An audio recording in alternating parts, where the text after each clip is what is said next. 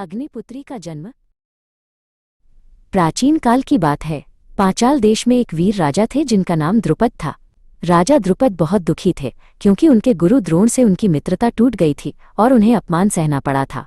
राजा द्रुपद ने निश्चय किया कि उन्हें एक ऐसा पुत्र चाहिए जो गुरु द्रोण को हरा सके। इस काम के लिए उन्होंने एक महान ऋषि को बुलाया। ऋषि का नाम आयुष था और वो यज्ञों के गहरे जानकार थे। राजा की बात सुनकर ऋषि आयुष ने एक बड़ा और शक्तिशाली यज्ञ हवन शुरू करने की तैयारी की। यह यज्ञ बहुत गुप्त और विशेष था ताकि राजा की इच्छा पूरी हो सके। ऋषि ने मंत्रों का जाप किया, अग्नि और देवताओं से प्रार्थना की। यज्ञ की ज्वालाएं ऊंची उठी और कुंड के पास की हवा में एक जादुई चमक फैल गई। तभी अद्भुत आग की लपटों के बीच से एक सुंदर कवचधारी नवयुवक बाहर आया। वो पूरी तरह से शस्त्रों से लैस था और बहुत तेजस्वी दिख रहा था। उसका नाम धृष्टद्युम्न रखा गया।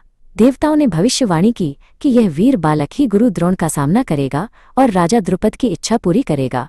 इससे पहले कि राजा और ऋषि अपनी खुशी मना पाते, यज्ञ कुंड की आग फिर से तेजी से जल उठी।